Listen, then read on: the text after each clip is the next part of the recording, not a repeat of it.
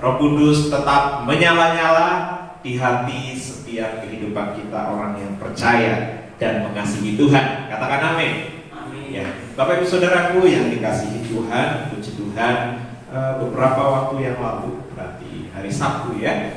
Hari Sabtu kami keluarga pastori yang biasa setiap hari Sabtu ada doa puasa. Ya, doa puasa itu dimulai dari malam jam 9 malam kami terakhir untuk makan dan minum ya. Jadi setelah jam 9 malam anak-anak tidak boleh untuk makan, tidak boleh untuk minum.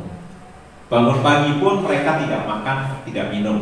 Ya, jadi mulai jam 9 itu kami berdoa bersama-sama di tempat ini. Ya, kami berdoa bersama dengan Ibu Gembala, bersama dengan anak-anak, ada William dan Charles. Ya, jadi kami bersama-sama berdoa. Selesai berdoa, ya kurang lebih jam 10, jam 11 kami selesai berdoa. Selesai berdoa, tidak boleh lagi ada yang makan, tidak boleh lagi ada yang minum. Ya. Jadi kami belajar untuk terus merendahkan diri di hadapan Tuhan. Bukan kami jadi hebat, bukan, ya. Bukan supaya kami menjadi orang yang super itu, bukan. Tetapi belajar untuk merendahkan diri di hadapan Tuhan dan belajar untuk menaklukkan keinginan daging dan menempatkan hidup di bawah kehendak Tuhan. Ya. Puasa itu bukan hanya berbicara tentang nahan lapar, ya kan? Ya, awal-awal pertama buka puasa, wis langsung makannya apa ini, ya kan? Buka puasanya apa ini, ya daging atau apa ya? Anak-anak awal nanyanya seperti itu. No, puasa bukan berarti nanti setelah buka puasa kita makan enak, tidak. Ya, karena belajar berpuasa adalah belajar untuk mematikan keinginan daging dan menempatkan hidup di bawah kehendak Tuhan. Karena pada dasarnya Tuhan merancangkan hidup yang bahagia untuk semua umat manusia. Namun kebahagiaan itu rusak dan hancur sejak manusia jatuh di dalam dosa. Dan di dalam pembacaan kami hari Sabtu kemarin itu di dalam kitab Keluaran, ya. Kitab Keluaran pasal 1 sampai pasal yang ke-10. Nah, kami membaca Alkitab ya, setiap minggu kami membaca minimal, kalau untuk hari Sabtu khusus kami membaca 10 pasal sampai 15 pasal. Ya, nanti ketika jam 12 kami akan kumpul bersama di tempat ini, kita bersama-sama sharing tentang firman yang kita baca bersama-sama. Ya, dari pembacaan itu kamu diberkati apa? Kamu dapat pesan apa dari Tuhan? Dan pesan Tuhan untuk kita semua hari Sabtu kemarin adalah Tuhan mengingatkan tentang kehidupan orang Israel yang berada di Mesir. Orang Israel ketika mereka ada di Mesir, mereka adalah budak. Ya, dulu mereka adalah orang yang berkuasa karena ada Yusuf. Tetapi setelah Yusuf mati dan semua orang pembesar yang mengenal Yusuf pun mati, muncullah generasi-generasi yang baru. Sehingga akhirnya bangsa Israel menjadi bangsa yang besar. Orang-orang Israel penduduknya sudah sangat banyak. Mereka ada bersama-sama dengan orang Mesir. Pemimpin Mesir, Fir'aun merasa takut. Kalau orang Israel dibiarkan saja, nanti mereka akan mengalahkan bangsa Mesir. Makanya itu Fir'aun berkata, baiklah kita memperbudak orang Israel ini. Dan ia memerintahkan kepada bidan-bidan orang-orang Mesir supaya barang siapa orang Israel yang melahirkan anak laki-laki haruslah ia dibunuh, supaya perkembangan pertumbuhan jiwa orang Israel itu tidak banyak. Ya, mereka khawatir kalau semakin banyak maka mereka akan berkuasa di tanah Mesir. Mesir melambangkan perbudakan. Orang Israel diikat sedemikian rupa di Mesir. Bahkan ketika Musa diutus Tuhan datang ke Mesir, memberitahukan pesan kepada orang Israel, dan secara khusus dia meminta izin kepada Fir'aun untuk membawa bangsa ini keluar dari tanah Mesir untuk beribadah kepada Tuhan. Apa yang dilakukan oleh Fir'aun? Fir'aun tidak memberi izin. Bahkan lebih daripada itu, pekerjaan orang-orang Israel dibuat semakin banyak. Yang biasanya ketika mereka membakar batu bata, orang-orang atau prajurit-prajurit yang dari Mesir, mereka mengumpulkan jerami untuk membakar batu bata. Tetapi sejak Musa datang meminta izin kepada Fir'aun untuk membawa bangsa ini beribadah kepada Tuhan, apa yang dilakukan oleh Fir'aun? Fir'aun berkata, "No, kamu bangsa yang malas." Baiklah, beritahukan kepada semua mandor-mandor Israel, katakan kepada mereka, mulai hari ini juga kami tidak akan menyediakan jerami, tetapi kamu harus bekerja. Sekalipun kamu tidak mendapat jerami dari kami, kamu mencari jerami sendiri, tetapi hasil batu bata yang kamu peroleh harus sama seperti ketika kamu disediakan jerami. Kira-kira itu kerjaan apa beratnya? Tambah berat. Yang tadinya tinggal bakar, mereka capek memang mengolah tanah, membuat batu bata, bakar, jerami sudah disiapkan. Tetapi sejak Musa meminta izin untuk bangsa ini beribadah kepada Tuhan, apa yang Fir'aun lakukan? Biar mereka terikat di dalam aturan Mesir, mereka ditambah dengan pekerjaan. Sebenarnya Mesir melambangkan tatanan yang ada di dunia ini.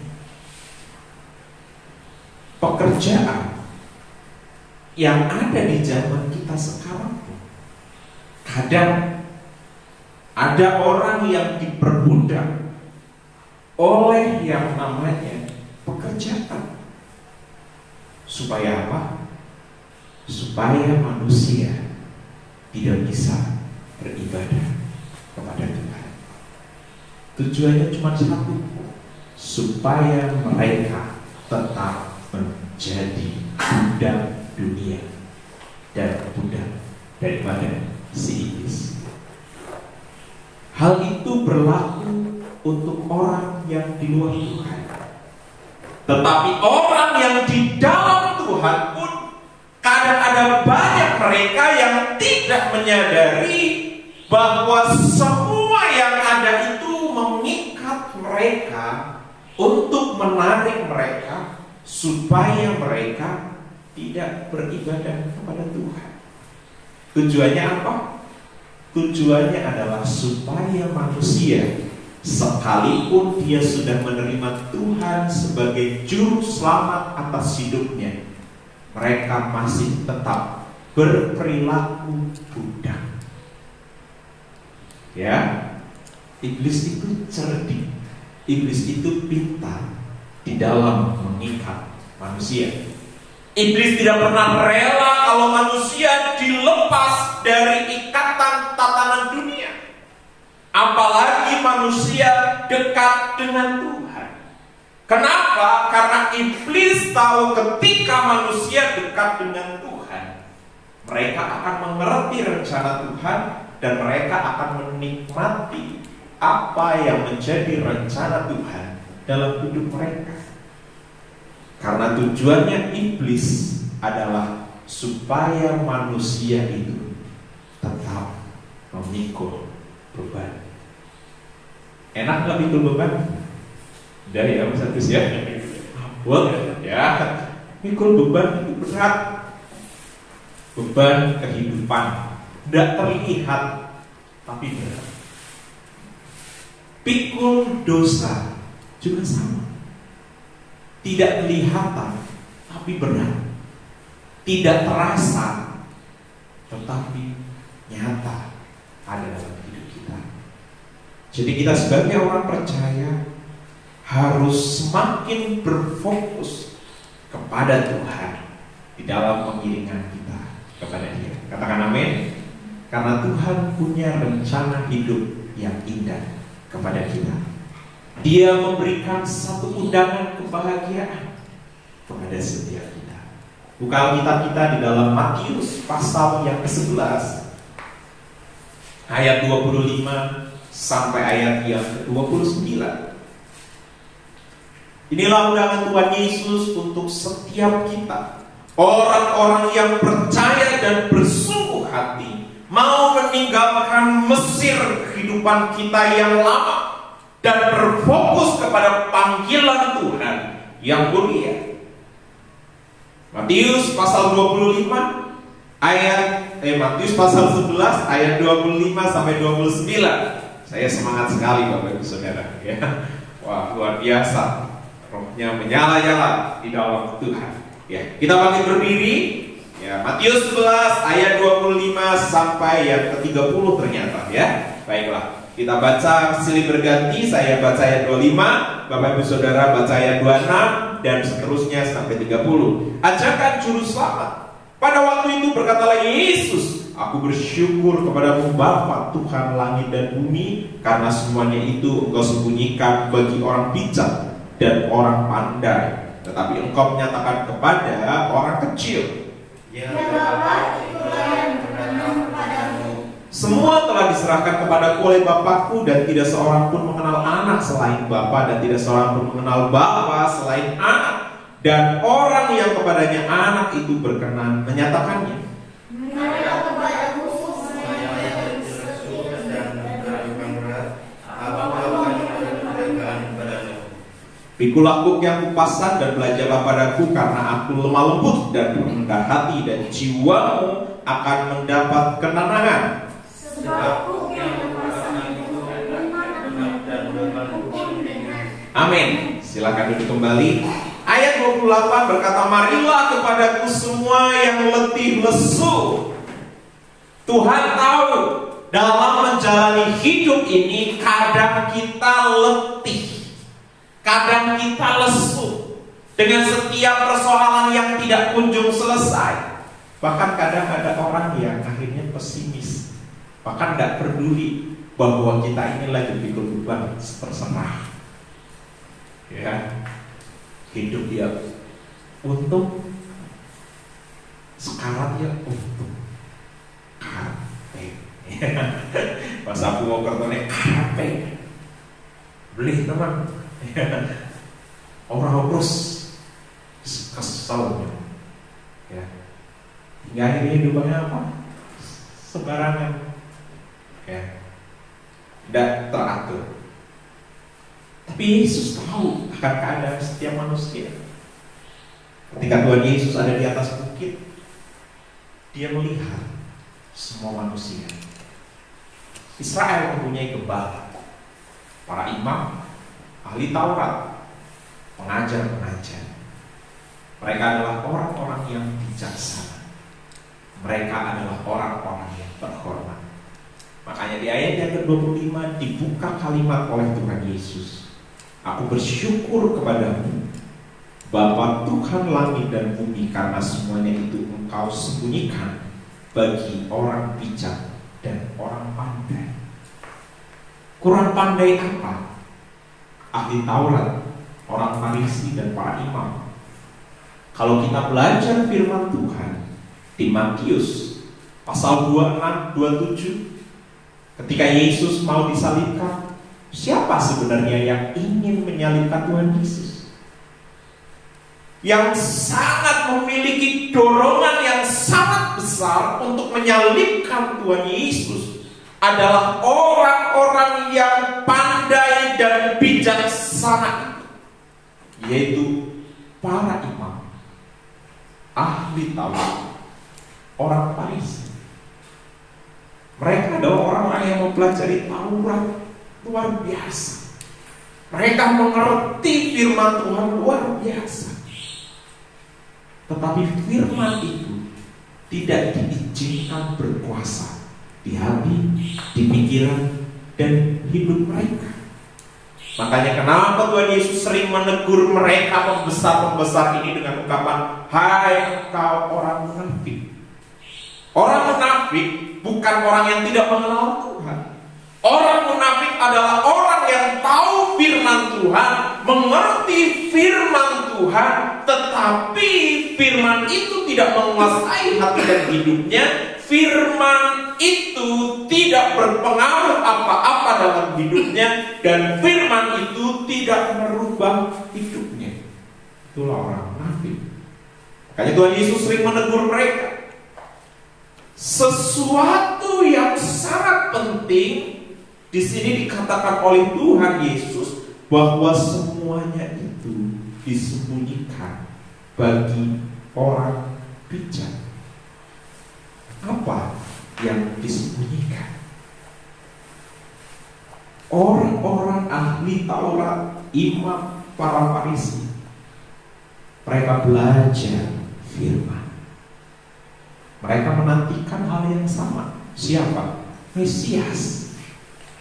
Mesias yang hadir di hadapan mereka. Kalau kita baca seluruh kitab Matius ini, mereka sadar apa yang dikerjakan oleh Tuhan Yesus adalah tanda dari nubuatan tentang Mesias, Isa Al-Masih, bahwa Dia yang sanggup mengerjakan mujizat yang tidak bisa dikerjakan manusia biasa.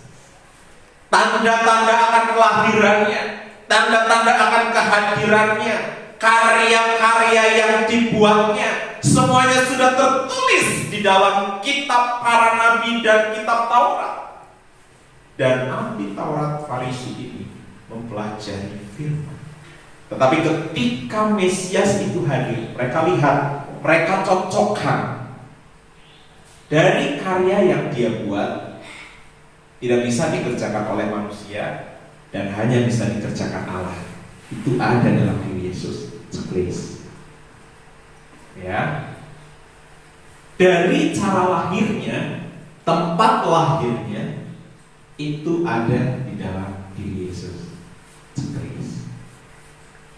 Dari semua hal tentang Yesus ada di dalam diri Yesus. Checklist. Masalahnya cuma satu.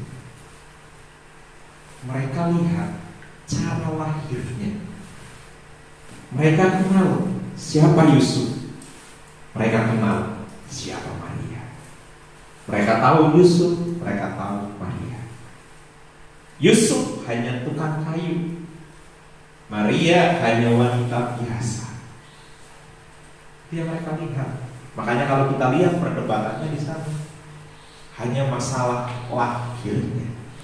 Karena Alkitab mencatat Mesias lahir dari keturunan Daud. Mereka kenal siapa Daud. Daud adalah raja yang besar. Minimal Yesus lahir sebagai seorang bangsawan. Tetapi mereka lihat Yesus gak lahir dari keturunan bangsawan. Sekalipun kalau kita baca silsilahnya, dikatakan di sana Yusuf ya keturunan Daud, Maria ya keturunan Daud. Hanya nasibnya saja yang tidak seberuntung dengan keturunan Daud yang lain. Itu yang membuat mereka menolak Yesus. Tapi syukur kita yang sekarang percaya kepada Dia, karena Tuhan berkata semua itu disembunyikan bagi orang bijak dan orang pandai, tetapi Dia menyatakan kepada siapa? Kita, orang yang kecil. Kita orang yang di kalangan masyarakat itu tidak diperhatikan. Benar kan? Kalau orang mau tanya siapa sih Wijaya? Ya. Siapa sih Wijaya? Siapa sih Mas Agus? Ya. Siapa sih kita ini? Tidak ada kemampuan yang lebih. Ya. Bukan konglomerat, bukan orang yang terpandang. Ketika kita dipanggil Tuhan, kita adalah orang-orang yang rusak, orang-orang yang hancur. Kenapa Tuhan memilih kita? Karena Tuhan tahu keberadaan setiap kita di dalam keletihan, keputusasaan, harapan akan hari depan. Tuhan peduli. Dia tidak akan biarkan kita memikul beban itu dengan kekuatan kita sendiri. Sebab saat kita memikulnya dengan kekuatan kita sendiri, Tuhan tahu persis kita tidak mampu. Tuhan tahu persis kita tidak bisa. Sehingga tawaran ini sebenarnya diberikan kepada semua orang. Tetapi kenapa lebih banyak orang kecil yang menangkapnya? Karena kadang kalau orang udah besar, ya, kalau orang kecil kan sakit, mau ke dokter, gak ada uang, ya, mau operasi, gak ada duit, mau apa-apa gak ada, sehingga akhirnya apa? Pasrah. Islam, pasrah. Ya, puji Tuhan kalau tiba-tiba ada hamba Tuhan datang, Pak, ada pengharapan di dalam Tuhan. Tuhan pasti sanggup sembuhkan, didoakan dalam nama Tuhan Yesus sembuh. Dia ngerasa perjumpaan dengan Tuhan. Tapi orang pandai, orang berhikmat, orang bijaksana, tidak semua ya, tidak semua, tapi kebanyakan seperti itu. Ya, karena punya uang, punya harta, sakit nggak cari Tuhan dulu, carinya siapa? Dokter dulu. Ya. Tuhan nomor kesekian. Bukan berarti kita nggak boleh ke dokter. Ya. Kita berdoa, minta tolong sama Tuhan. Ya, kita ke dokter, periksa. Tapi Tuhan tetap yang pertama. Tapi kalau orang yang berada, enggak. Ya, di Indonesia nggak mampu, yuk keluar negeri dulu. Nanti kalau udah habis-habisan, baru, oh iya saya masih ingat, saya punya Tuhan. Tapi udah habis. Inilah kenapa Tuhan menawarkan hal ini kepada orang-orang kecil. Tuhan merancangkan hidup bahagia untuk semua orang. Tetapi manusia memilih untuk hidup di dalam kekacauan, hidup di dalam dosa, terpuruk di dalam dosa, sehingga hidupnya tidak menikmati tentang kebahagiaan. Lebih banyak manusia hari-hari ini hidup di dalam ketakutan, kekhawatiran, keputusasaan. Apalagi dengan keadaan yang semakin tidak menentu hari-hari ini. Ya, di mana-mana orang mati. Banyak orang di PHK, ya, dari pekerjaannya dan lain sebagainya. Banyak orang-orang yang tidak memiliki harapan. Banyak orang-orang yang sedang pikul beban, bergumul di dalam beban kehidupannya hari lepas hari. Baru memikirkan tentang kehidupannya setiap hari. Mereka belum memikirkan tentang hari depannya setelah kematian mereka akan kemana. Tetapi Kristus menawarkan, hai marilah kepadaku semua yang letih lesu dan berbeban berat. Karena dunia akan berusaha mengikat kita sedemikian rupa. Dunia akan menawarkan segala macam hal untuk menarik kita, menjauhkan kita dari Tuhan. Karena kenapa? Kalau kita sudah berjumpa dengan Tuhan, kita sudah sungguh-sungguh hidup di dalam Tuhan, akan sulit untuk dunia, untuk iblis menarik kita kembali ke dalam perbudakan hidup. Makanya iblis berusaha mengikat, dunia berusaha mengikat.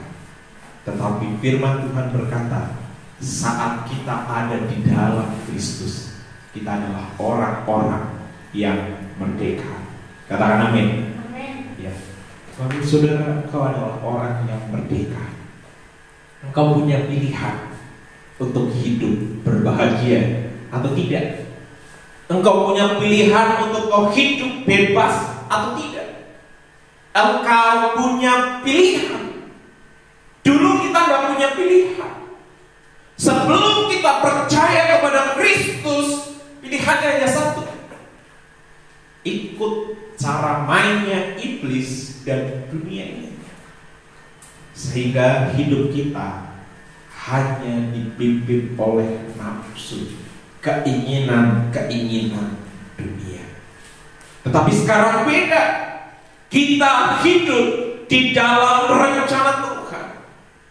Makanya Yesus mau mengajari kita untuk kita hidup di dalam rencananya.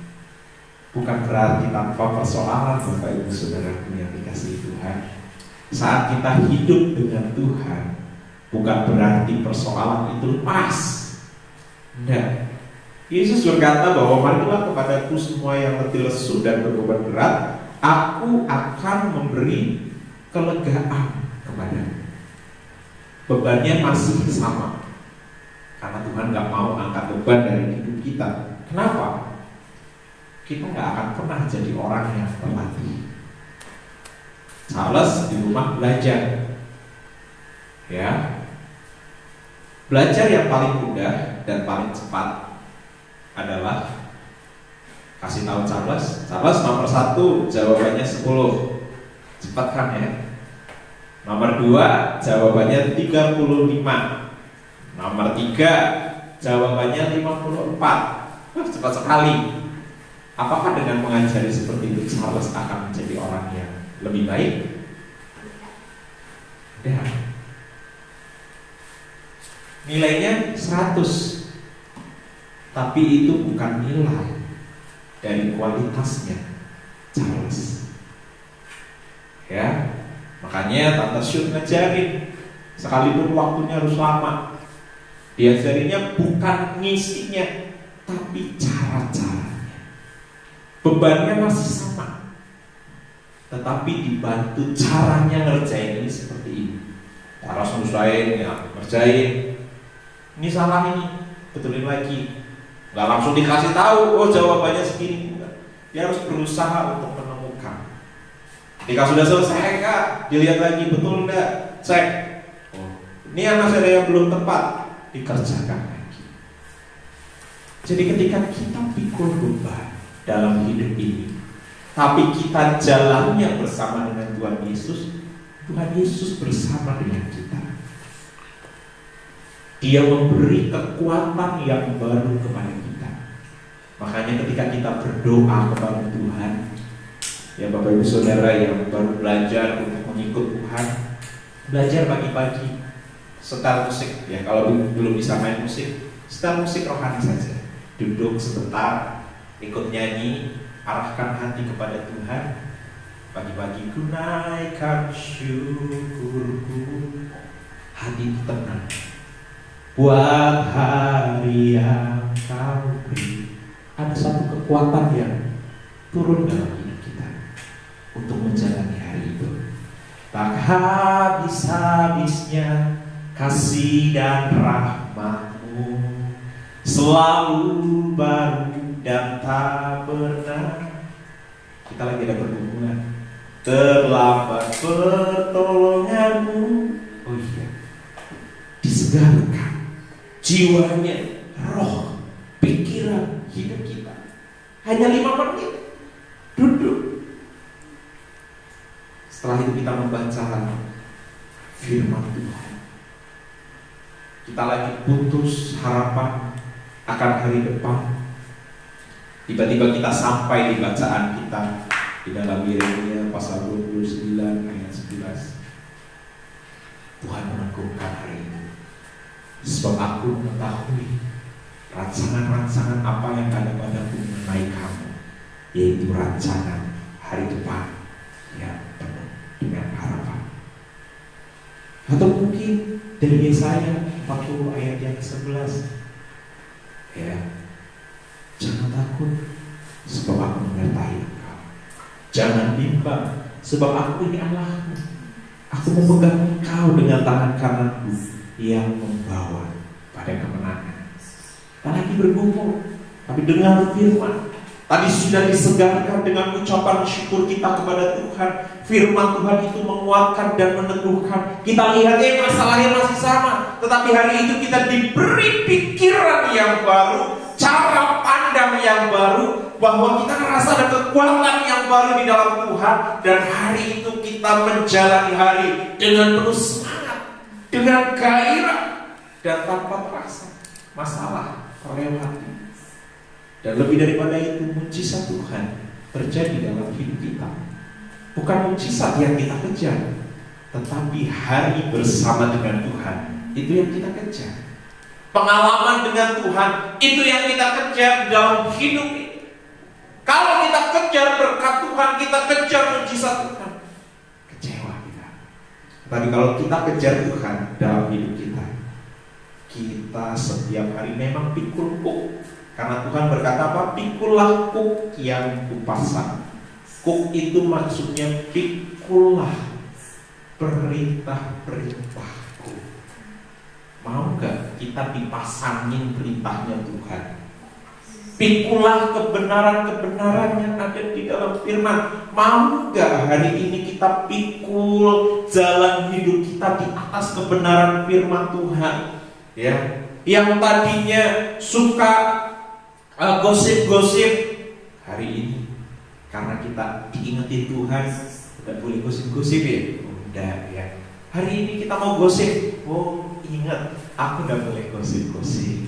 Ya. Gosip-gosip sedikitpun.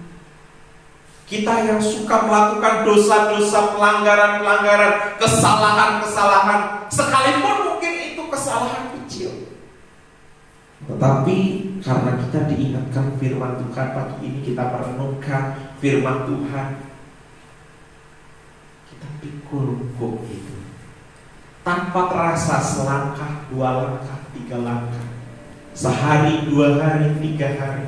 Karena kita terus pikul kuk itu, tanpa terasa hati kita dibaharui, pola pikir kita dirubah, langkah-langkah dan keputusan yang kita ambil sesuai dengan firman dan kebenaran demi kebenaran. Dan ketika kita melangkah sehari, dari selangkah, sehari, setahun, tapi karena kuk itu terus kita pakai, orang semakin lihat, orang ini kok seperti Tuhan Yesus di dalam pembicaraannya, di dalam langkahnya, di dalam tindakannya.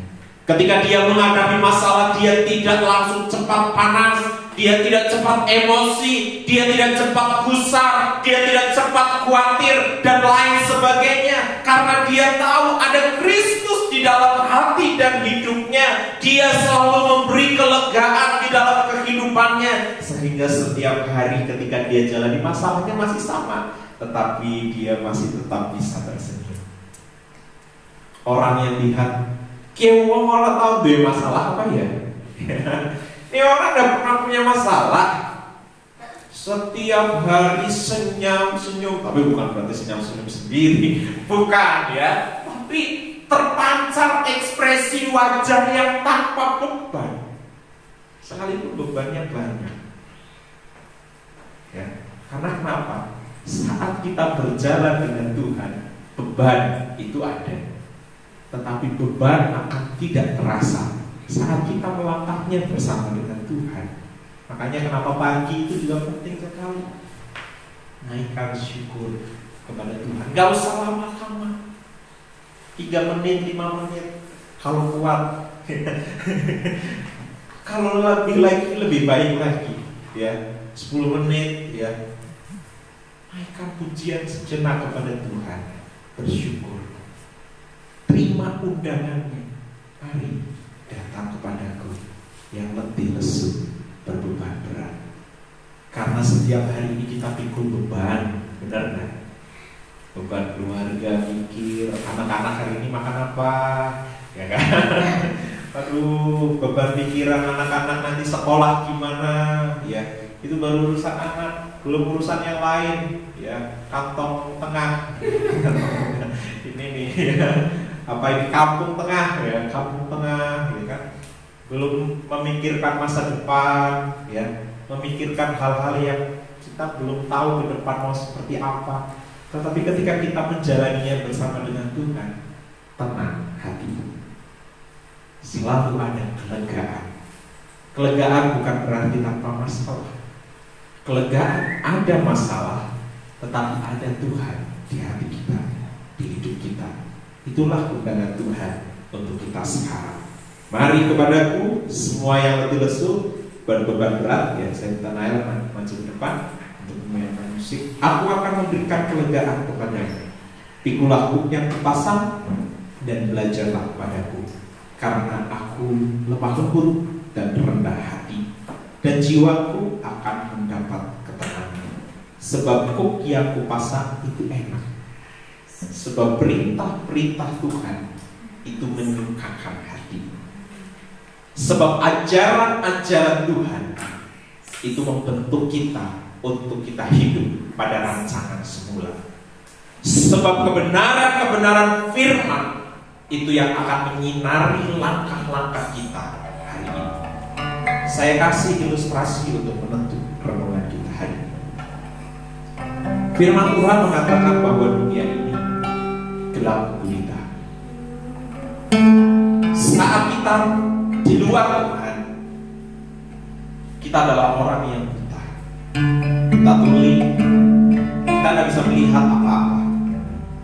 Makanya kalau kita lihat orang-orang yang di luar Tuhan, ketika mereka menghadapi masalah, cara menyelesaikannya mereka kita bisa melihat berbeda dengan orang yang di dalam Tuhan, karena ada Dia yang bersama dengan kita.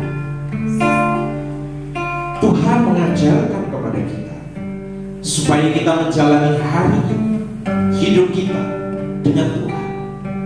Tidak peduli betapa banyak beban yang ada di pundak, tidak peduli betapa berat pergumulan hidup, betapa banyaknya persoalan-persoalanmu yang sedang kau hadapi hari-hari ini. Tapi Tuhan selalu ada bersama dengan kita. Dunia ini gelap gulita. Untuk kita menempatkan langkah kita nanti hari ini, apa yang akan terjadi dalam hidup kita saja gak mengerti. Tapi Tuhan berkata bahwa firman Tuhan itu terang, pelita bagi kakimu. Saat kita memegang firman Tuhan ada dalam hidup kita, kita melangkah di dalam terang Tuhan, sehingga kita tahu apa yang ada di dalam kita. Karena kita tahu pengharapan kita di dalam Tuhan itu ada, kita tidak perlu lagi khawatir dan takut, tetapi kita mau menyerahkan segala sesuatunya kepada Tuhan. Amin. Saudara, pergumulan apa yang Bapak Ibu Saudara sedang hadapi hari ini? Tuhan mengundang berserah, minta kekuatan yang daripada Tuhan, minta hikmat yang daripada Tuhan. Kita semua bangkit berdiri. Kemanakah